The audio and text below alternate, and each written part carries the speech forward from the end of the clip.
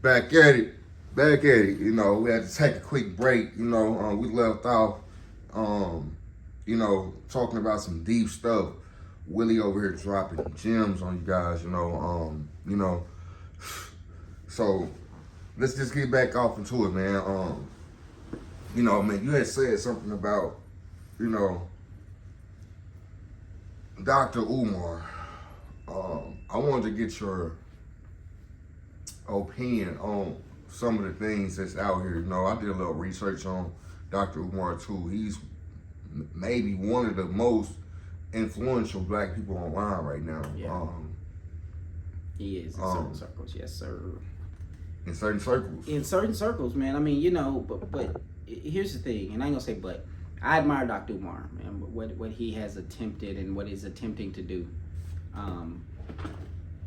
What he's attempting to do, right? Let me get comfortable, man. Let me get comfortable, y'all, man. So what Dr. Umar is attempting to do, man, at the end of the day, it's a maverick move, right? And as we talked earlier, there's a lane for everybody, right? And I think we need a Dr. Umar. I admire what he's doing with, developing the school. And there's been a lot of criticism, but I'm not one to criticize if I'm not out there doing it, right?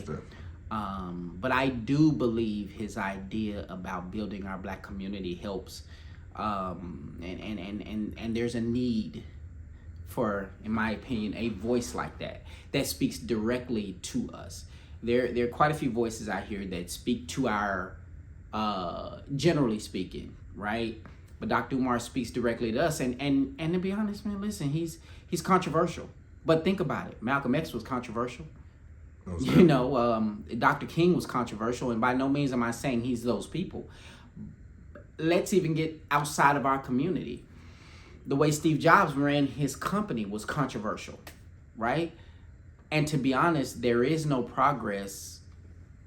Sometimes you got to disturb the peace, right? Hell, Killer Mike is controversial in some cases. He's just more palatable. Dr. Umar is very pro-black. He's very pan-Africanism, and I get that. But I think, as we talked earlier, man, if you keep the main thing about what can you get from this to help you grow and improve your community, whether it's your family, whether it's your friends, whether it's your whatever community you're building, man. So I admire Dr. Umar, man. There are a lot of things he says that, of course, I don't necessarily jump into the interracial dating type thing. I love my sisters.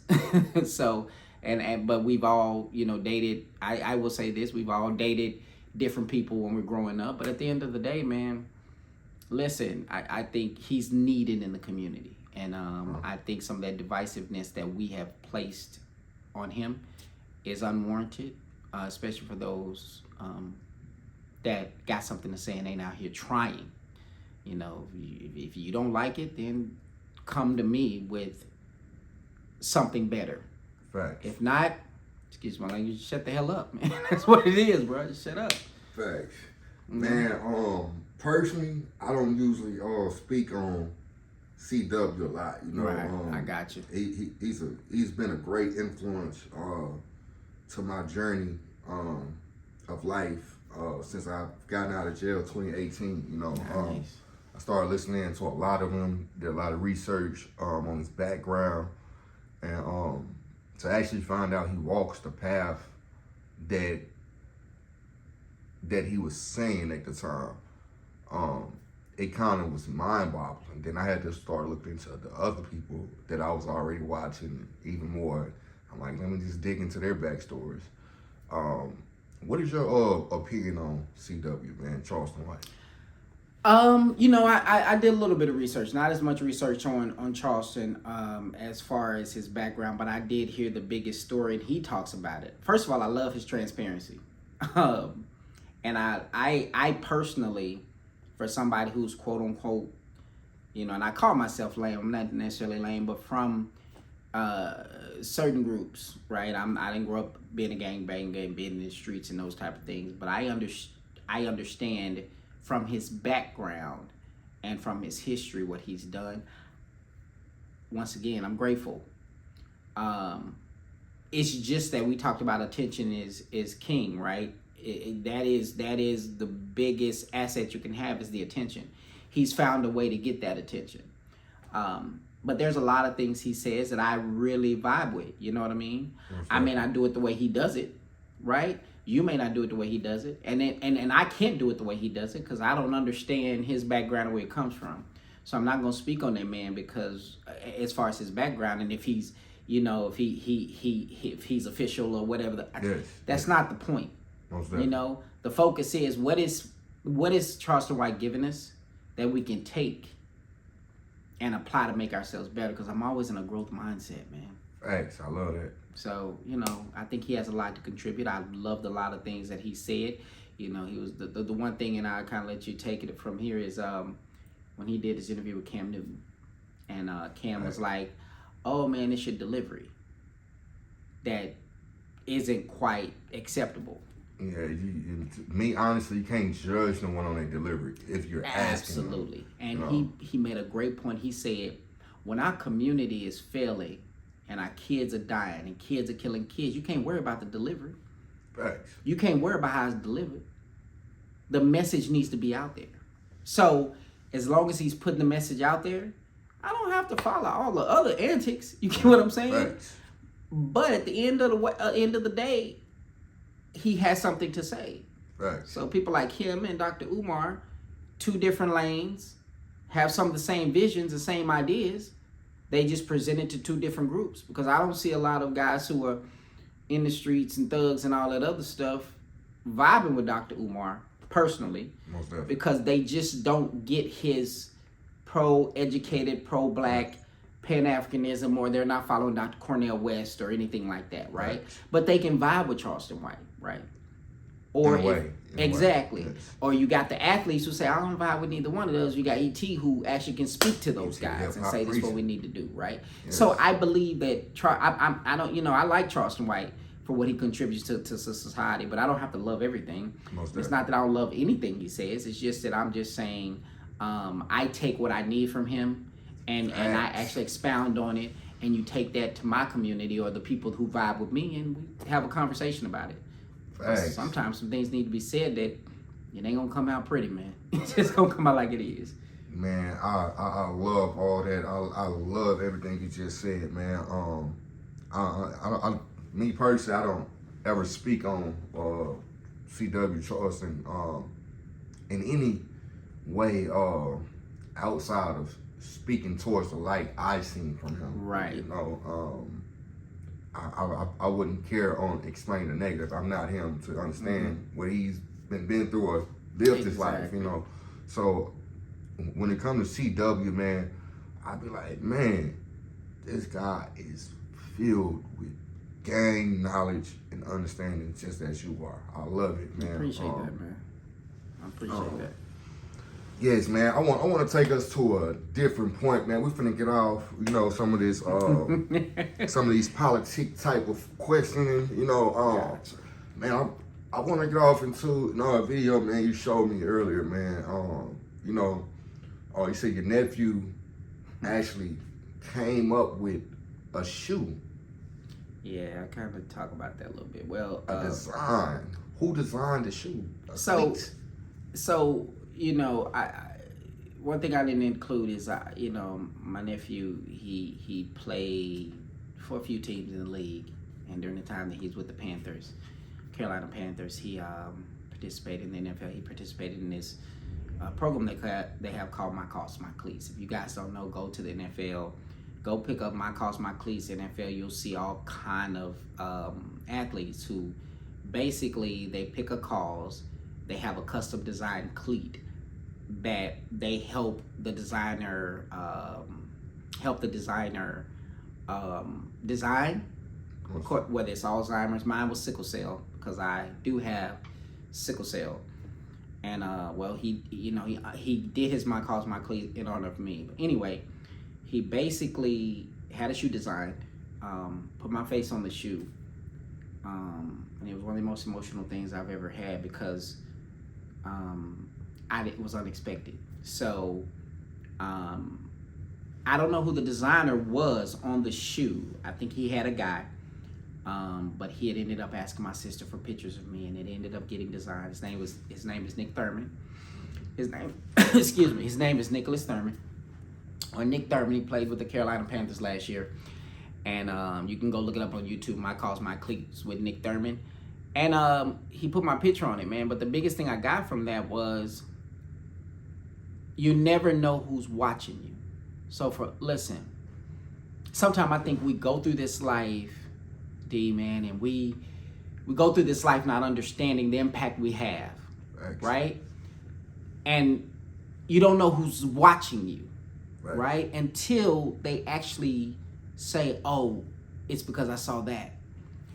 Now, me not really liking the spotlight, I don't really like being in front of the camera. This is weird for me. He understands that.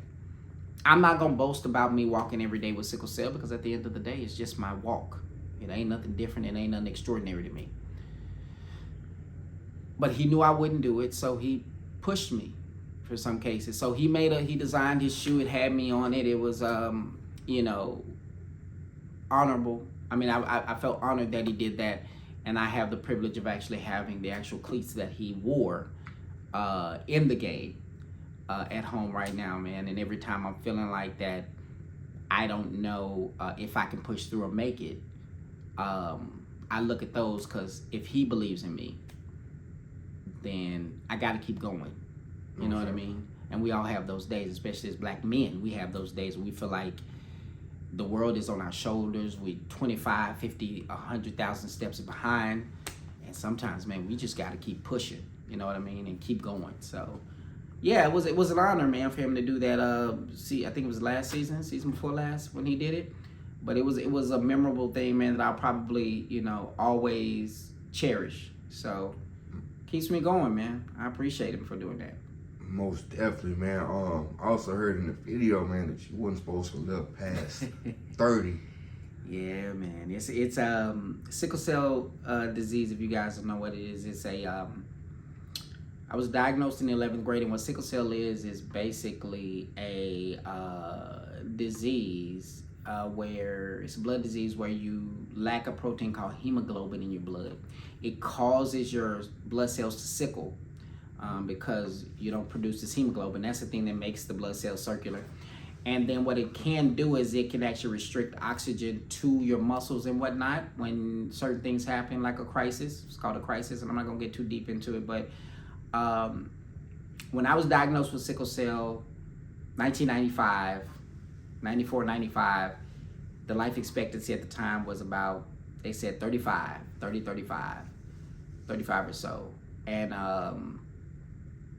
thank God there's a large community of us, man, who are out here being in our elder age, being able to continue to walk this path with this condition.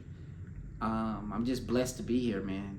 We talked about that. I'm just blessed to be here. So, yeah, man, I mean, when she told me that, I was shocked, but at the end of the day, what can you do, man? God, I call it my blessing and my curse. And I don't think God would have given it to me if I couldn't actually handle it. That's why I looked at it. So, man, I'm proud to see that you making it through that journey, powerful, uplifting, and getting everybody through around you with having that sickness, man. We all probably wish to come in this world, fully healthy.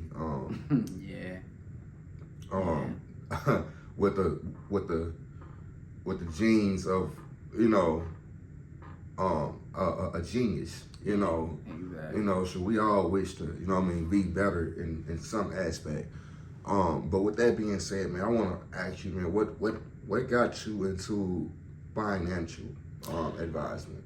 Well, when I moved down here in 2000, when I moved to Texas, Dallas, Texas, 2002, I was working in retail, and I had a good friend of mine who introduced me to insurance. And one thing I learned, man, is I've always had a love for my people in my community. And I understood for a fact that there's a lot out there for us to know. You and I have talked about that as far as finances. And those type of things create opportunity. So I got introduced to it in 2004 through insurance. And I learned so much from wealthy people and from people in the financial services industry that showed how to take care of your family, how to create generational wealth, the first thing I thought about was, because I didn't know if I wanted to even get involved in it, but when I realized it was something for us to be able to do for us, and we talked about avenues, right, and opportunities. It was an opportunity for me I got so passionate about it, loving my people, to say, oh man, if we know this information, you know how life-changing that could be? Because I'm sure we all come from families where you have a relative that passed away and it's past the plate, right? Hey, we got to put little Johnny in the ground. We need money, or the church coming and all this other stuff. But I also learned they build wealth with insurance and financial services financial products. And so when I realized from budgeting to investing that we can improve your legacy starting with you, thanks. There's no limit. Now everybody's not open to it, but at the end of the day, man, I just got to be one of the voices that's available for questions and those who want to know about it. I'm okay with that, man, because I'm a vessel. So man, one of our last conversations, man, we had in our first meeting was, you actually said to me, man, you actually gave me the financial structure for us as Black people to make it work, just like every other ethnicity or every other race. How the Chinese do it, how the Japanese do it, and so on and so on. As an African American man, I see things are possible in that way. Yes. I see we can come together. I'm glad you see that. My bad. No, it's all good. Hold on. I see things coming together. But at the same time,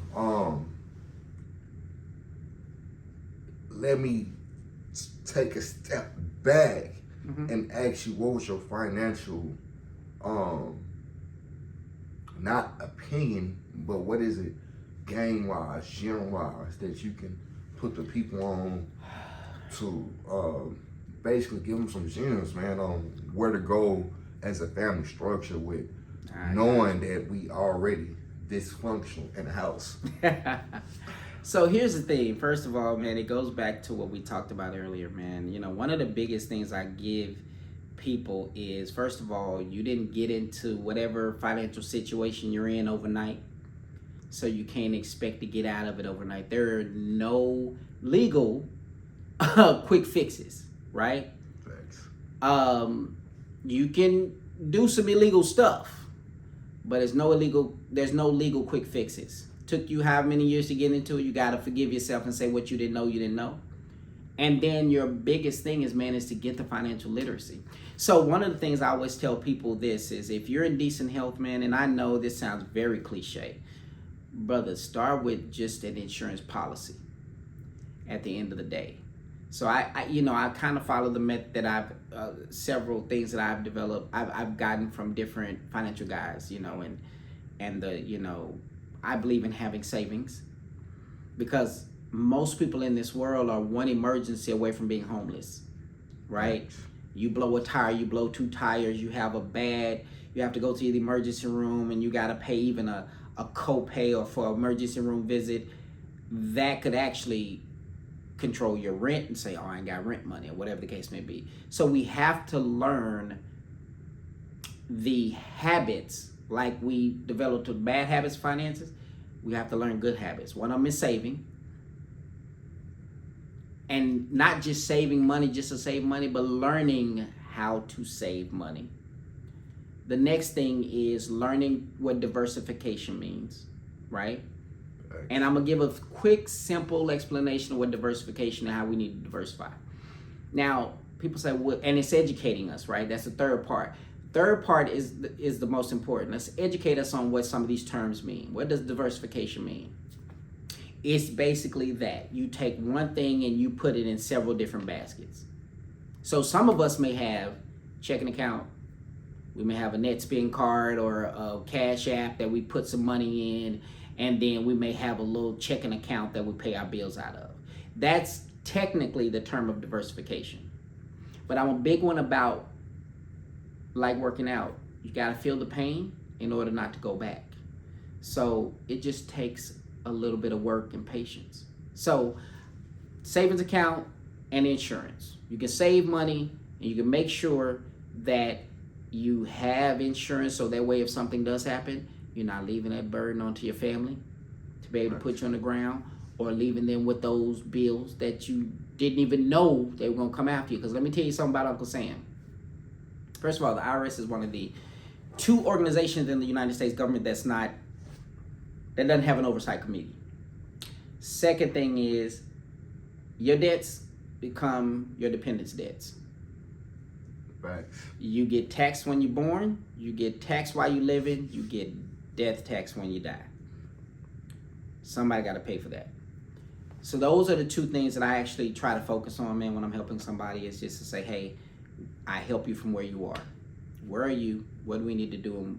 And then having a long-term vision, man. What do you want for your life? And let's dream a little bit. Let's not just say, well, I want to have a decent job. No, let's dream. Vacations. What do you want to do?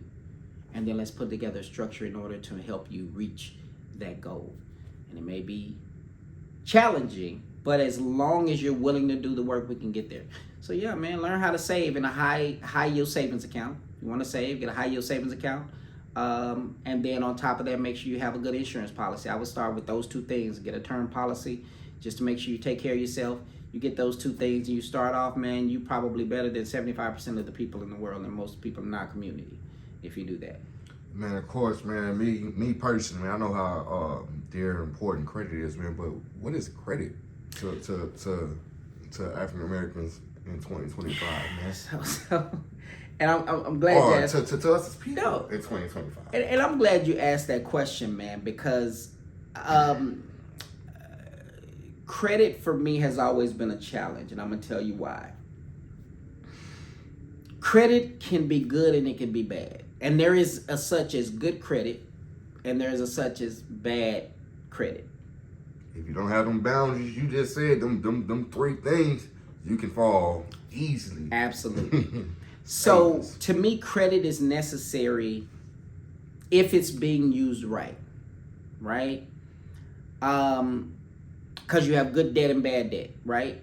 So credit is literally the base word credibility, right? It's your credit score is basically a score that's assigned to you to say, and I say this when I'm teaching, I'm not a big believer in people getting a lot of credit sometimes when they don't know the basis, because credit is the how likely am I to put you in debt? Oh. That's it. So, yeah, you know what? Your score is good enough for me to put you in debt, right? Now, if you do it right, it works. Facts. Okay, I'm going to go in debt because me and you going into partnership. We finna get 2 or 3 properties, 2 or 3 duplex, we got 8 properties, and we're using our credit to grow assets, right? That can be great. But credit in our community has only been to buy stuff that we don't need to impress people we don't give a shit about, Thanks. right? And then at the end of the day, you look good, you smell good, you're driving a debt like a mother, hurt. You're driving the car, but at the end of the day, can you afford it? And understand, my biggest thing, man, is being able to pay for it doesn't mean you can afford it. Thanks. If you got to make a decision between a critical bill, lights, rent, water, and a car note, my brother, I get it, but sometimes you may have to get that car note up or downgrade that car, right? If you got to, work a couple of jobs, get a little hustle to get some extra money to pay off some of those debts, then that's fine. So I think debt is important just as long as you use it correctly. If it's just to look good and go buy stuff that's gonna, lose value, then to be honest, it's not as important, to be honest, but we've learned to live off of off of credit and credit cards, because we just haven't found out a way to bring in extra money And as we talked about earlier, man, now in the day of social media and whatever, man, you can find a hustle doing something. Facts. Man, I like that. I like that, man. I don't want to have you too long, man. I know we're bringing up subjects of growth. You know, I do this for insight for the youth and in general for people to get a better perspective. I don't want them to always think that I'm pro-black. I'm pro-humanity. You know what Gotcha. I'm saying? And even in the last, you know what I mean, segment where I was referring to the LGBT community, I got love for them. You know what I'm saying? As human beings. I feel too, I ain't gonna say I feel, I know we all as people, we all are people and we do make mistakes. We all have our own mistakes. Yes. To go to speak on the saying of creating a sustainable system for the overall, man, what do you call it?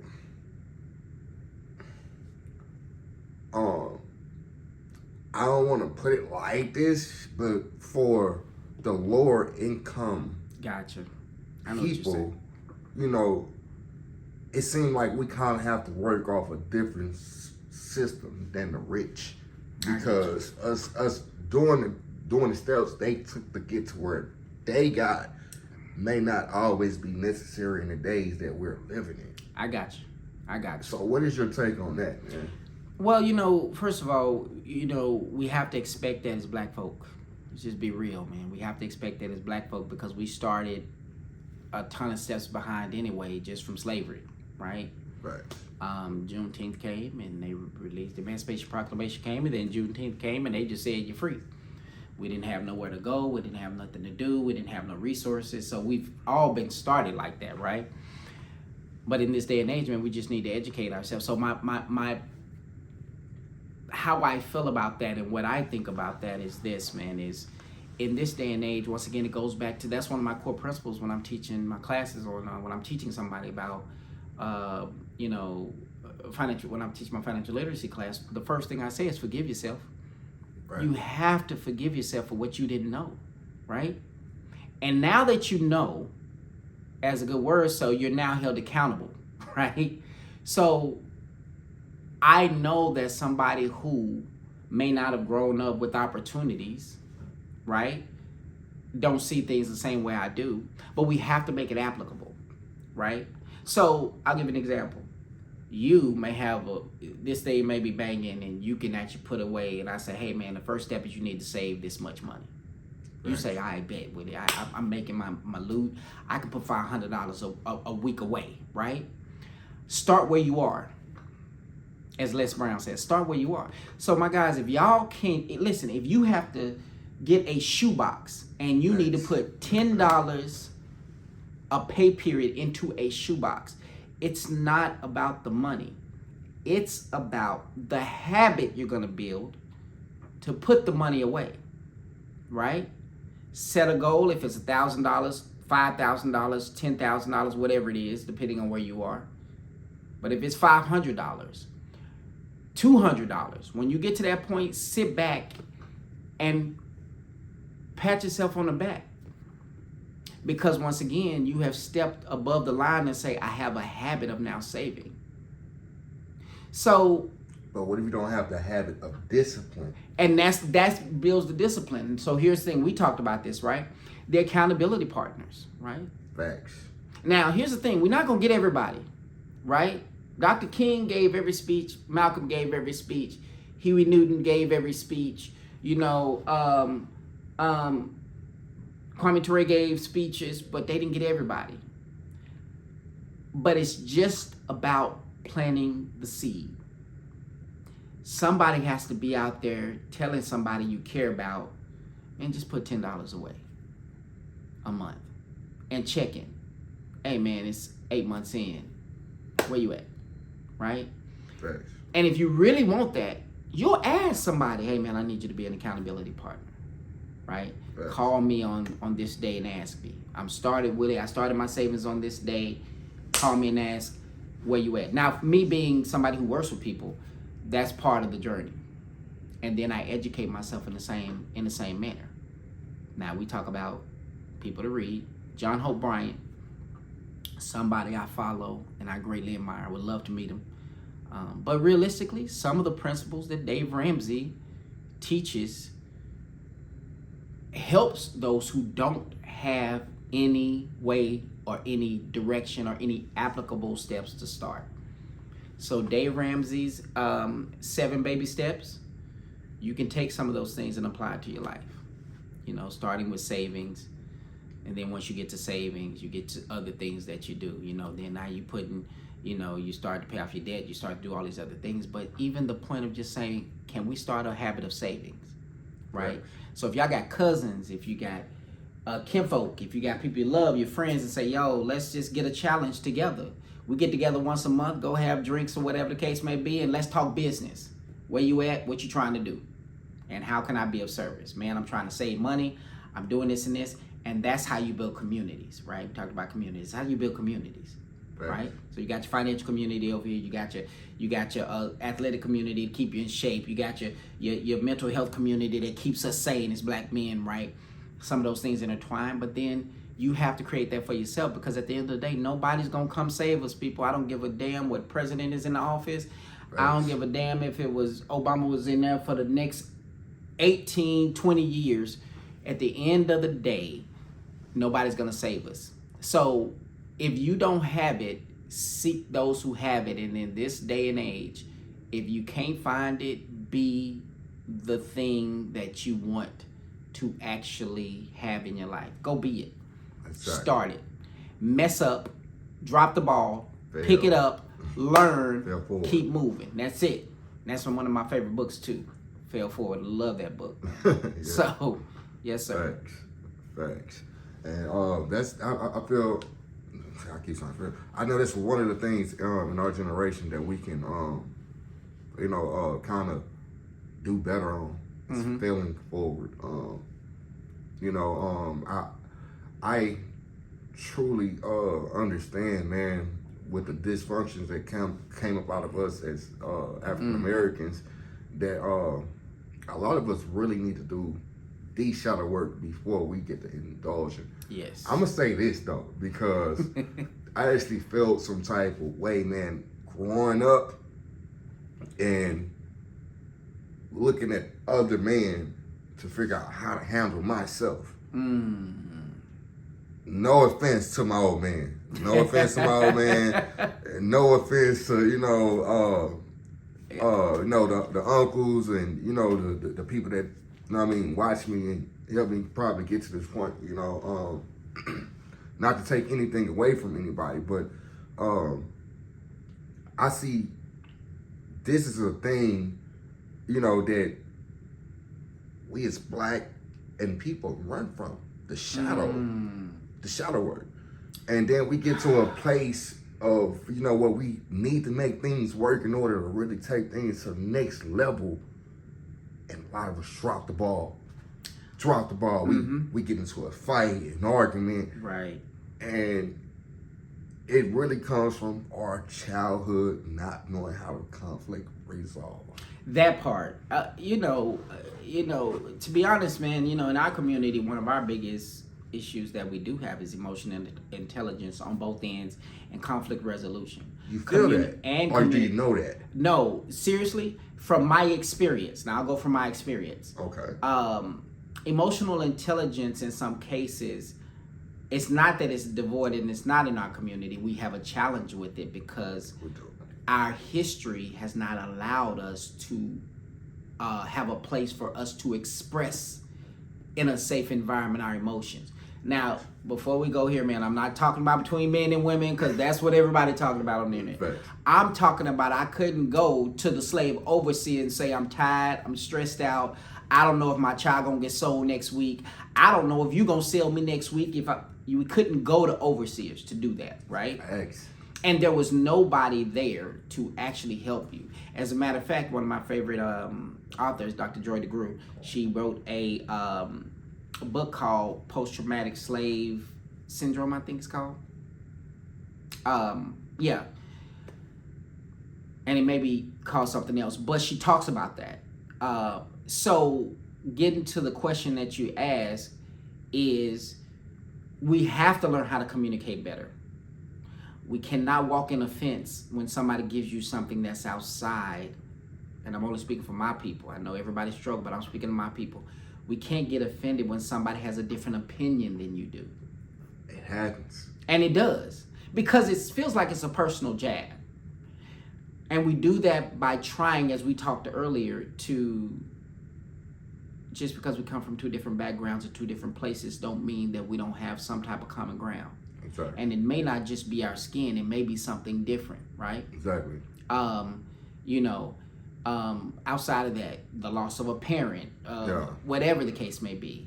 Thank you. And if we can understand those things, and we really have to work with that, that's it. But realistically, man, I know some people get a little, hey, I don't think it's going to happen. And I get that, but I just try to be very hopeful to understand that everybody's not going to enjoy their meal, right? That's not the thing that they're going to do. We just have to be able to touch those that we can touch, Facts. right? And if we do that, I think we're good, man. Man, Willie, with a lot of this being said, man, I'm very appreciative for having you here as a guest, man. Is there any shout outs? Is there anything, man, you would like to say to the people? Listen, man, first of all, let me thank you, D, man, because it went from a simple conversation that we had in a chance meeting, man, to something like this. Like I said, I'm just an average guy that actually loves my people, and I love us from the rooter to the tutor. I'm the average guy.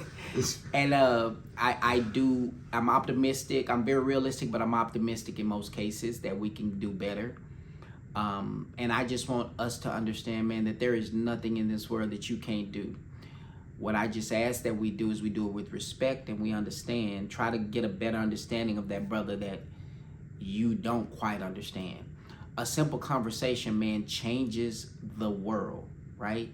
So it doesn't matter what your background is. The key to us getting better is us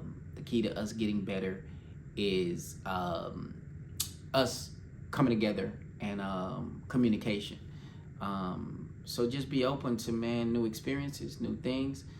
Shout out to a lot of the authors that I follow, and a lot of the podcasts, man. I can give you a list, and I'm going to shoot them to D so you can post some of those, man, because I think we can get a lot of gems out of them.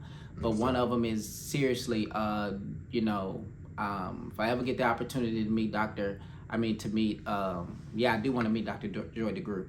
But if I ever get a chance to meet John Hope Bryant, I would,